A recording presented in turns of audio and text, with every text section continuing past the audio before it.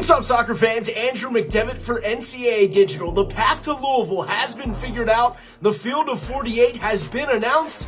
Let's break down this year's NCAA tournament on the road to the College Cup. We'll start in the top left quadrant. First round matchup between San Diego and Cal Baptist. WCC champs versus the WAC champs. This is a rematch of a game played on September 13th. San Diego won 2-0. Trevor Dillon, a goal and an assist. I think they'll do it again. San Diego moving on. Next up, Missouri State versus Omaha. The Missouri Valley runner-ups versus the Summit League champs. A rematch of an October 11th game. The Bears won that one 2-1. Charlie Sharp led the nation in points. I think he'll add more to it against Omaha. Bears moving on. Still in the first round, it's Charlotte taking on High Point. The American Athletic Conference champs versus the Big South Conference champs. Two really good three-loss teams. This might be the best first-round matchup, but I'm taking High Point in the mini upset. And then down the bottom, the defending champs versus Boston University. Syracuse versus the Patriot League champs. Up and down year for the Orange, but they look good in the ACC tournament. They lost to UNC. I like them to beat the Terriers in the first round. Moving on to the second round, it's the top seed Marshall hosting San Diego. The Toreros make their first tournament since 2014.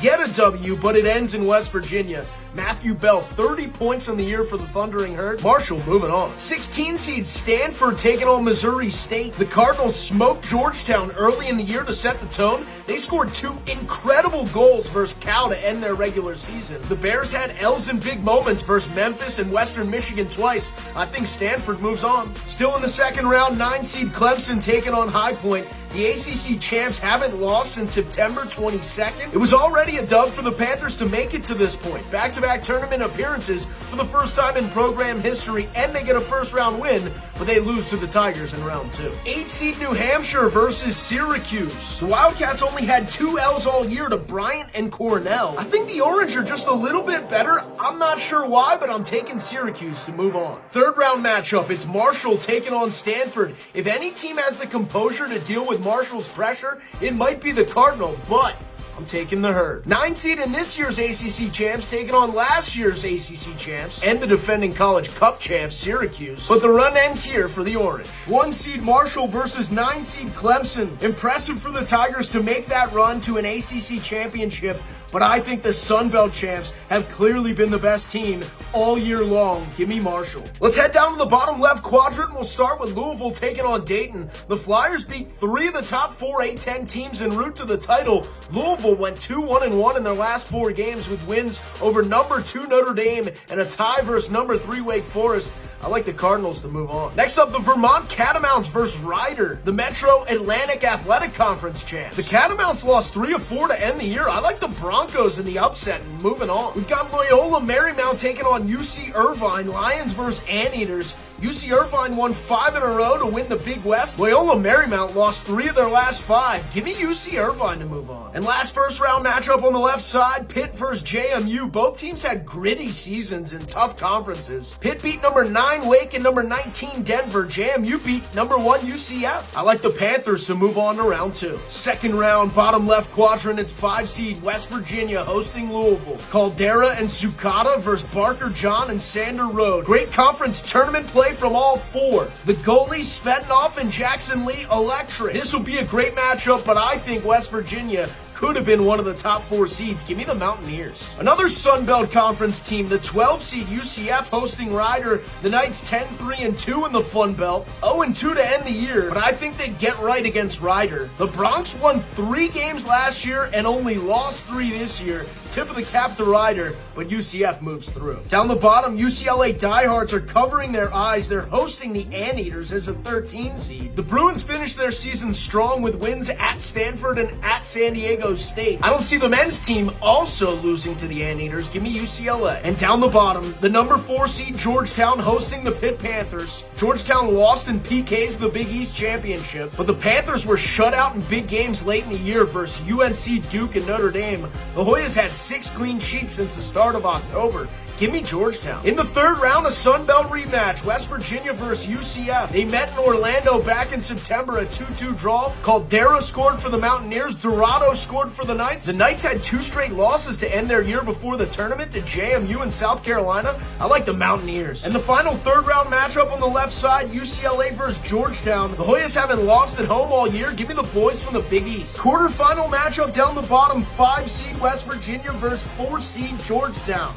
You couldn't script it any better, especially if you're from the Mountain State. West Virginia moving on to Louisville to face Marshall for the 3rd time this year. Across the bracket we go to the top right quadrant. Memphis taking on SIUE. The Cougars the only undefeated team in the field of 48, but they didn't play the same competition as the Tigers. Memphis had a big win at number 9 Missouri State. They did lose twice to SMU, but I think that prepares them for this moment. Give me Memphis. Right below them, it's Bryant versus Yale. The America East champs versus the Ivy League champs. The Bulldogs only had 1 loss all year versus Vermont. Yale only lost to Harvard, Hughes, and SMU. Really good competition for Yale, but I like the Bulldogs to move on. To the Pacific Northwest we go. Oregon State versus Seattle University. A rematch. The Redbirds won a matchup on September 7th, 2-1. James Morris had a pair of assists. He led the team in both goals and assists. I like Seattle to go on the road and get it done. And last first round matchup of the top right quadrant, Denver versus LIU Brooklyn. The Sharks won the Northeast Conference.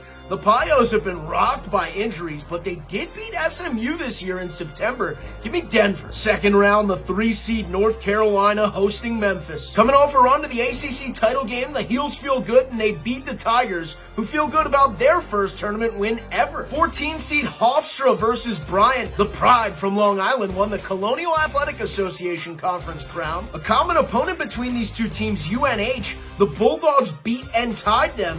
The Pride lost. I like Bryant. 11 seed Portland hosting Seattle, another Pacific Northwest matchup. The Pilots are dangerous at any point. Second in the nation in assists per game. Bonilla, Babalai, Fofana, I like Portland. 6 seed SMU versus Denver, another rematch. 2 of the top clean sheet teams in the country. Denver had 11 on the year. The Ponies had 9. Jeldrick Dahlman scored 4 in the AAC tournament. I like the Ponies to get revenge on the Pioneers, who have been hit hard by the injury bug. Third round, Heels Bulldogs. Bryant's run was fun, but the Tar Heels are a step up in competition from their 2 previous tournament opponents. Give me UNC. A trip to the quarterfinals on the line, SMU and Portland. The Pilots' 4 losses came in weird spots, only 1 to a non-tournament team. I've been high on Portland all year. I'm sticking with them. Spot in Louisville on the line between the 3 seed UNC and the 11 seed Portland. I said it before, I've been high on Portland to a fault. I like the Pilots to advance past the Tar Heels and head to Louisville. And the final quadrant, bottom right. First round matchup between FIU and Mercer. Panthers played a crazy schedule, win at Memphis, tied SMU. The Bears were 7-5-8, made a run and won the SoCon.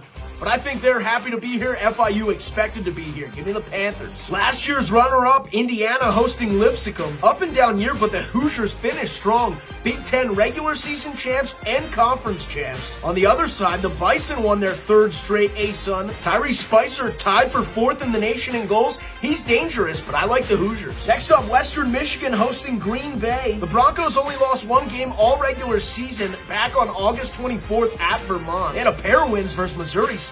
A great season for the Horizon League champs, Green Bay, but they fall to Western Michigan. And the final first round matchup, Xavier versus Kentucky. Kentucky must have been sweating out this last spot. The Musketeers knew they were in after a PK victory in the Big East Championship over Georgetown. The Wildcats were squarely on the bubble. They were 3-6 on October 18th after their 4th straight tie, but then they beat number 1 Marshall and number 2 West Virginia to get to 7-4 on the year and be in the field of 48. I like Kentucky's magic to keep going. They're moving on to round 2. Second round, 7 seed Virginia hosting FIU, first tournament win since the 2019 run for the Cavaliers. They get it done against the Panthers, who were 0-2 against ranked opponents. Another seeded ACC team, the 10 seed Wake Forest versus Indiana. By the time this game kicks off, it will have been over a month since the Demon Deacons last got a win.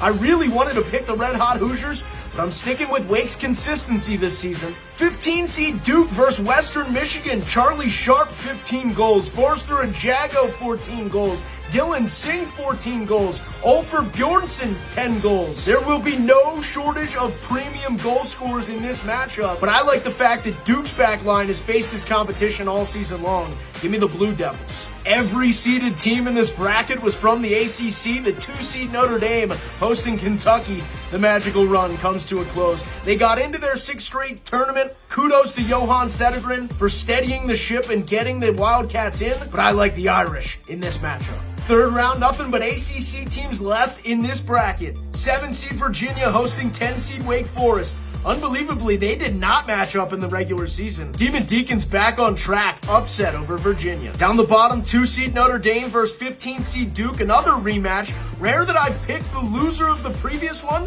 but I'm gonna do it here. Duke get it done over Notre Dame, unlike what happened on October 7th in South Bend. Then with a chance to head to Louisville, Duke versus UVA, a rematch of a game that NCAA Digital was at back on September 6th.